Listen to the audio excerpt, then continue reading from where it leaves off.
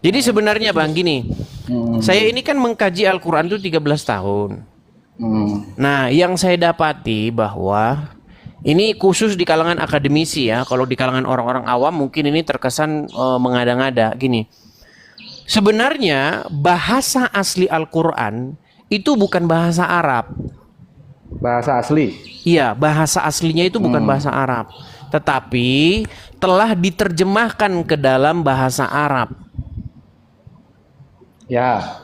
Makanya ada satu ayat di dalam Al-Quran berbunyi, kami turunkan Quran ini dalam bahasa Arab supaya kamu memahaminya. Karena sebelumnya itu bukan bahasa Arab.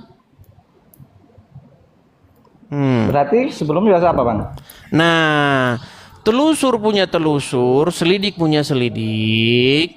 Al-Quran itu tadinya berasal dari naskah-naskah Kristen Syria yang kemudian diedit dan kemudian ditambahkan, dikurangi dan lain sebagainya menjadi Al-Quran yang sekarang. Seperti itu. Nah, kadang-kadang para penerjemah Al-Quran dia salah menerjemahkan.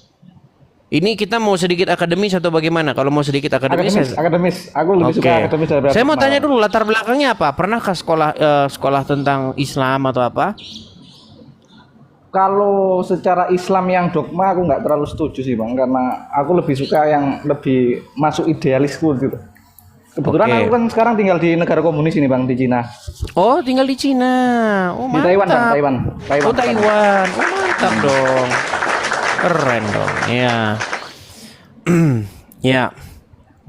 Kita akan ambil contoh ya. Salah satu ayat di mana ayat ini menjadi agak, ya kalau bagi orang waras ini lucu-lucuan. Saya kasih contoh ya. Misalnya di dalam Quran surat Maryam, nih saya kasih contoh ya. Bentar ya. Maryam ayat yang ke taruhlah ayat yang ke. Sabar ya. Ini contoh-contoh bagaimana isi Al-Quran itu telah disalah terjemahkan. Nih. Saya kasih surat Maryam ayat yang ke-24 ya Bang ya. Nih saya kasih contoh. Ya.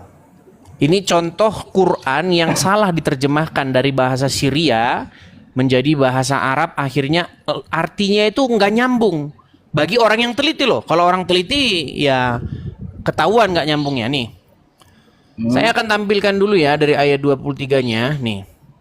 Nih, maka rasa sakit akan melahirkan anak memaksa ia di sini adalah Maryam, bersandar pada pangkal pohon kurma. Dia berkata, "Aduhai, alangkah baiknya aku mati sebelum ini dan aku menjadi barang yang tidak berarti lagi dilupakan." Nah, kemudian ke 24-nya ya. Nah ini, perhatikan. Maka, nah ini sebenarnya nggak ada kata Jibril ini. Memang penerjemah ini memang suka ngada-ngada ya. Kalau kita baca bahasa Arabnya, hanya ada fanadaha min tahtiha, betul? Ya. Nggak ada kata Jibril. Ini sebenarnya kalau kita mau terjemahkan secara kata per kata atau literal, maka ia diseru dari tempat yang rendah, min tahtiha. Maka dia diseru dari tempat yang rendah. Janganlah kamu bersedih hati. Apa maksudnya maka kamu diseru dari tempat yang rendah? Maksudnya gimana coba ini?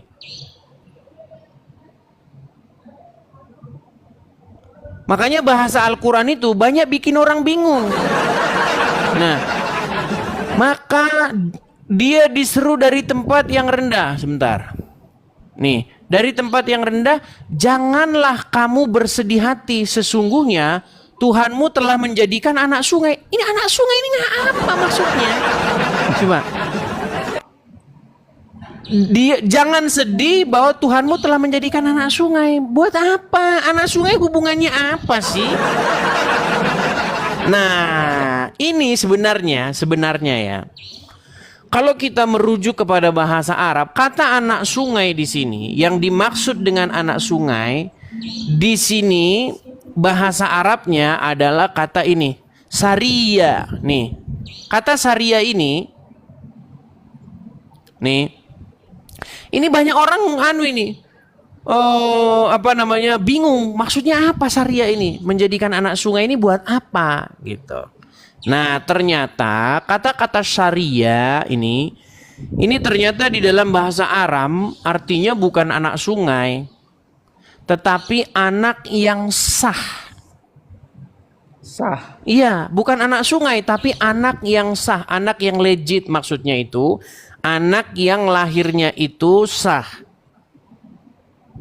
Nah, makanya ini setelah direkonstruksi ulang sesuai dengan bahasa Aram, bunyinya itu bukan janganlah kamu bersedih sesungguhnya Tuhanmu telah menjadikan anak sungai, tetapi janganlah kamu bersedih hati sesungguhnya Tuhan telah menjadikan anakmu itu anak yang sah. Karena apa?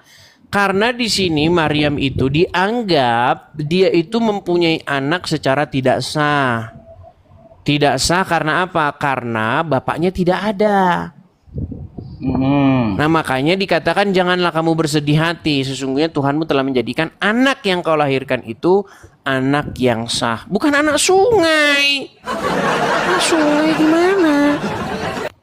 Berarti itu salah penafsiran bahasa Indonesianya, Bang? Apa? Bukan salah penafsiran bahasa Indonesianya, salah penafsiran bahasa Arabnya. Oh, bahasa Arabnya. Iya. Ini contoh-contoh kecil, Bang. Sebenarnya ada banyak sekali contoh-contoh di dalam Al-Quran. Bahkan orang Islam itu tidak tahu artinya. Nih, saya kasih contoh lagi nih. Saya kasih contoh. Banyak yang hafal loh, Bang. Gimana? Banyak yang hafal. Iya, banyak. Kalau cuma satu kan disangkain saya tidak kan. Nih, misalnya di dalam Quran surat Al-Kahfi ayat yang ke-9 ya. Nih. Kelihatan, Bang? Ya kelihatan. Atau kamu mengira bahwa orang-orang yang mendiami gua dan Rokim. Apa coba Rokim ini apa ini? Nih, Warokim, kita lihat bahasa aslinya aja ya, nih. Apa ini Warokim ini? Warokim. Kalau Arohim ada. Iya, Arohim ada. Ini bukan bukan Rohim ini, tapi Rokim, betul nggak? Oh iya. Kemudian huruf Qaf, kemudian huruf Ya, kemudian huruf Mim, betul? Ya betul. Warokim, apa Rokim ini? Orang nggak tahu. Nggak tahu, nih lihat nih, makanya apakah kamu mengira bahwa orang-orang yang mendiami gua dan Rokim itu mereka termasuk tanda-tanda yang mengherankan? Apa Rokim ini? Kalau Anda baca tafsirnya menurut ini, pusing lah. Ada yang bilang katanya Rokim tuh nama anjing.